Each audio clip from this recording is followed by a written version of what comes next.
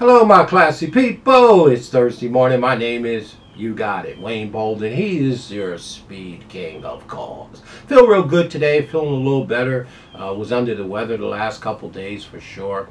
But we're here looking at a big weekend over at the parks over there in Bensalem, PA. The old Keystone Racetrack for all you old timers, right? Going back some 30 years, maybe longer than that. I don't know. But anyway, a very deep racetrack. I think the first thing to note is that it looks like it's going to rain a whole bunch on Saturday. It looks like it's 70% chance of rain. And no one hates an off racetrack more than I do. That will keep my hands in my pocket usually. For the most part. I may bet minor, but I mean, I just despise an off racetrack for sure. But before we dive into race number 7, which is the Goodwood Grade 3 stake race, which I think is a walkover, by the way, turn your closed captions on for me, will you? Remember to join our membership and tip sheets. You Got It will be available for the parks.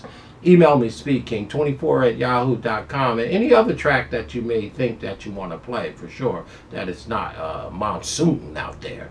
Let's dive into the race number 7, Mr. Speed King.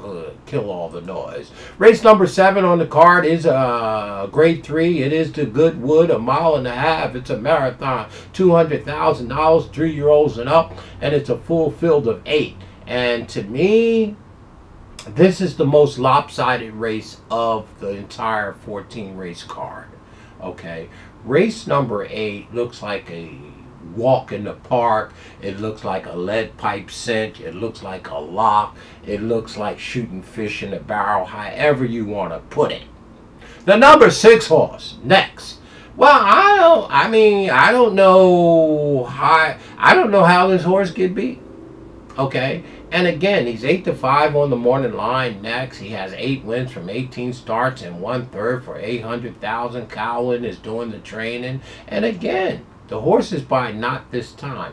What really shocked me about this horse being by Not This Time, that this horse has been winning at 1 3/4, 1.5 miles, and I knew that Not This Time could go the distance because Steve Asmussen have a lot of those horses sired by Not This Time. But I was pretty amazed at this last race on next, up at the spa, by the way. Okay, you don't take your horse up to the spa unless he can run, right? On July 27th, some 58 days ago, which makes this field really in trouble because this horse is fresh, fit, and fast, right? Well, went 1 3/4, almost 2 miles in the Birdstone. Hey, y'all remember Birdstone, right? Walked down, was it Smarty Jones? I think it was, in the Belmont Stakes, right? With Stu Elliott up. Anyway, I digress. But next, I mean, I don't know what to tell you. Back in 58 days off of the Birdstone race, won the race by 11 lifts.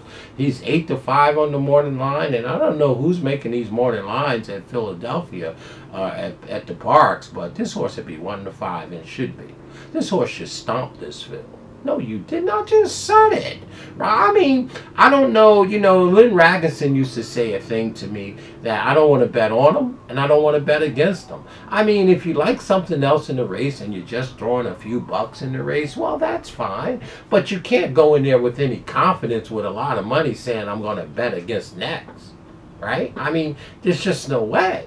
If you're any kind of a handicapper. And then on top of that, you can't bet a bunch of money on him because, again, he's 8-5 on the morning line, but you'll never see 8-5 on this horse. Everybody else has figures and speed figures, and people are smart, right? Handicappers are smart. Horse players are smart. My community is smart. Next is a lead pipe cinch, it looks like. So you don't want to bet on him, and you don't want to bet against him, right? I mean, unless you just throwing a few bucks in, taking a stab, and you're getting value somewhere on one of your pet horses or something. But this horse should win hands down.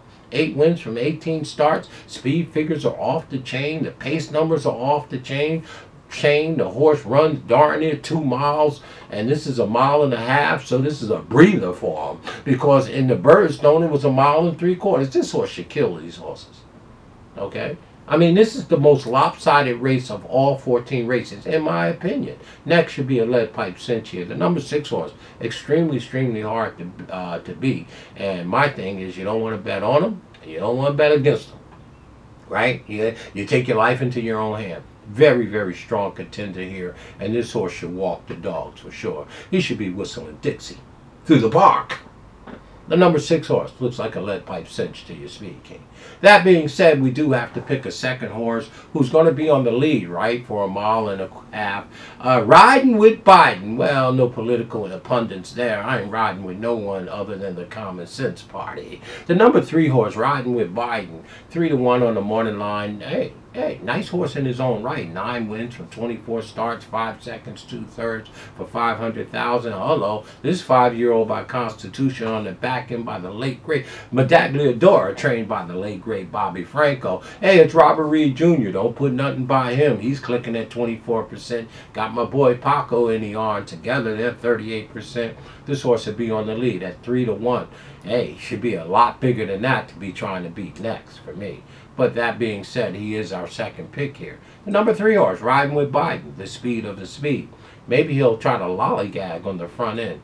Hey, Paco's very sneaky good on the front, for sure. And our third pick in here, well, I didn't know which way to go, really, to be honest with you. I was torn between quite a few horses in here in the field of 8. So I went right to the number 4 horse, Calibrate. Calibrate, trained by Jamie Ness, who's at 25%. He's got Silver in the arms, who's together they're 24. And again, Calibrate is by the late great Distorted Humor, which I always take note. Distorted Humor was not only an awesome racehorse, but a tremendous sire who just passed in the last year, I believe. And the number 4, Calibrate, is 7-2 on the morning line. That's awfully good on the back end by Dynaform. I thought this horse has a turf foot and should be put on the turf, which they tried once or twice, and the horse ran second and fourth and 11th. But I still think this horse should be on the turf at some point. He's a 5-year-old, getting a little late in his career to be trying something new. But Calibrate is only 7-2, just like Riding with Biden, the number 3, a little short for my blood.